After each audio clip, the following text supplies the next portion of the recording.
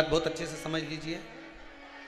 जिसके घर में क्लेश होता हो, अशांति रहती हो, क्लेश रहता हो, या छोटी छोटी बात पर विवाद चालू हो जाता हो, या पति पत्नी में, परिवार में, सास बहू आदि कादिक में कहीं ना कहीं कुछ अगर विवाद रहता हो, तो शास्त्र कहता है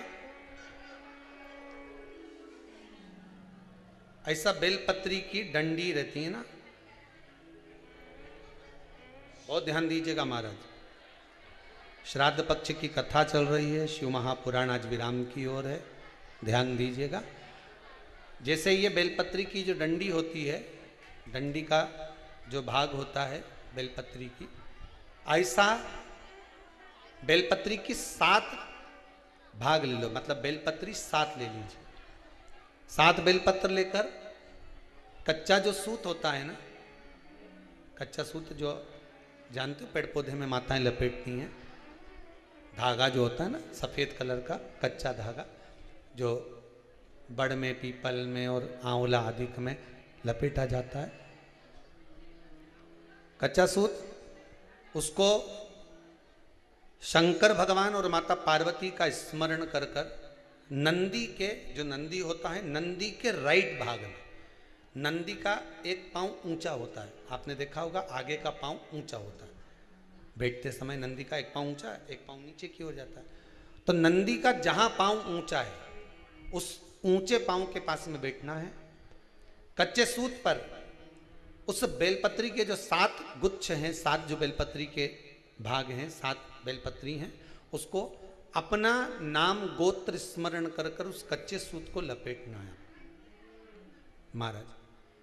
लाल कलर का चंदन उस बेलपत्री के पत्ते में जो अग्रभाग होता है, सबसे आगे का भाग, 7 में लाल चंदन लगाना है महाराज। उस चंदन को लगाकर आप प्रदोष के दिन, प्रदोष काल में शंकर भगवान को समर्पित अगर करते हैं, तो जिस घर का गोत्र बोला है उस घर में कभी क्लेश नहीं हो सकता, उस शांति का अनुभव कर, उसमें क्लेश नहीं हो सकता। एक धागा होता है पक्का धागा, एक धागा होता है कच्चा धागा, बहुत ध्यान दीजिएगा महाराज। पक्के धागे से नहीं लपेटना सफेद, कच्चा जो धागा पीपल में, बड़ में या आंवला आदि में जो हम लोग लपेटते हैं पूजन करते समय, वो कच्चा धागा। और एक बात और आपको कहने,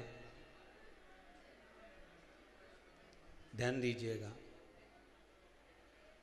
अगर मान लो किसी पति पत्नी का तलाक तक की नौबत हो गई और तलाक नहीं कराना है, आपस में वापिस प्रेम बढ़ जाए, छोरी वापिस घर में रहे, बेटा उसको रखे, बहू रहे, आपस में प्रेम बढ़े, वो भले मायके चली गई हो, वो भले लड़का छोड़कर चले गया हो, अकेली रह रही हो और चाहती है कि मैं पति के साथ रहना है, तलाक नहीं होना चाहिए, हम दोनों में प्रेम रहे, वो संभाले मेरे को भी और मैं भी आदर करूं, वो भी आदर करे।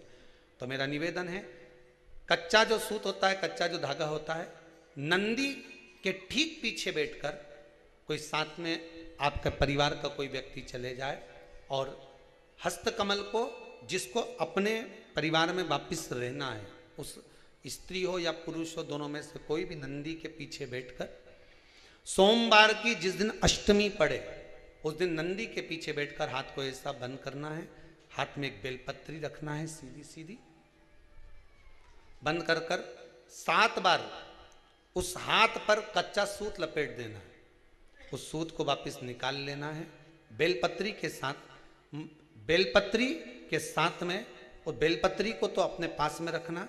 सबसे पहले माता पार्वती का जो हस्तकमल ऐसा होता है शिव मंदिर में, उस हस्तकमल में वो सूत जो आपके हाथ से निकला है वो उसमें डाल देना है, माँ जगत जननी से प्रार्थना कर कर, और जो बेलपत्री आपने संबंध को जोड़ने के लिए अपने हाथ में ली है वो शंकर भगवान के कटी भाग में, फिर निवेदन करूंगा कटी भाग को समझ लीजिए।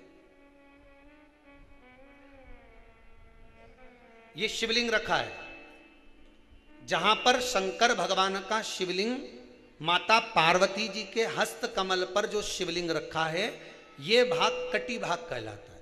इस जगह पर जहां शंकर और पार्वती का मिलन हुआ है, उस जगह पर उस बेलपत्री को रख देना। महाराज ज्यादा से ज्यादा 3-4 महीने लगते हैं, दोनों में वापिस प्रेम बढ़ जाता है, दोनों एक हो जाते हैं। तलाक तक बात चल भी रही हो तो वो तलाक समाप्त हो जाता, प्रेम, करुणा, आसक्ति, स्नेह बढ़ जाता, संबंध टूटने की कतार पर। एक बार माता पार्वती को समर्पित तो करो अपना संबंध कि मां अब तुझे नहीं भाना। माना मैंने अपशब्द कह दिया होगा, माना मेरी गलती होगी, थोड़ी गलती उनकी भी होगी, पर दोनों की गलती है मां, अब इस संबंध को तुझे निभाना। जब कच्चा सूत माता के हाथ में रखो तब माता को विनती करना, इस संबंध की डोरी अब तेरे को दे दी। दीन बंधु दीनानाथ मेरी डोरी तेरे, अब यह डोरी मैंने तुमको दे दी है, अब यह संबंध आपको निभाना है, अब ये संबंध मेरा। पतंग उड़े आकाश माने, डोर थारा हाथ मां, ओ भोले मेरी पतंग ऊंची राखना। शंभु मेरी पतंग ऊंची राख, नाव चले मझधार मां, पतवार थारा हाथ मां, ओ भोले मेरी नैया पार लगा। शंभु मारी नैया पार लगा।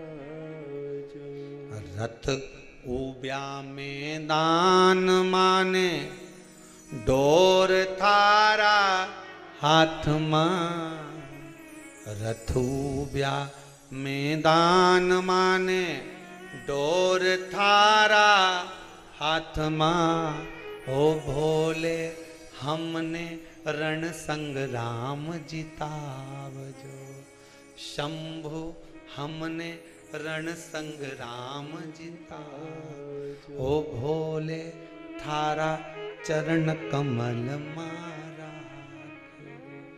हे भगवान, अब ये पतंग इधर उधर ना जाए, इसको साध ले, मेरी डोरी तू पकड़ ले, मेरी ये डोर तुम पकड़ कर। भगवान से प्रार्थना करो, निवेदन करो, संबंध टूट रहा है, इसको संभाल लो, घर में क्लेश मच रहा है, इसको संभाल लो, परिवार टूटे ना।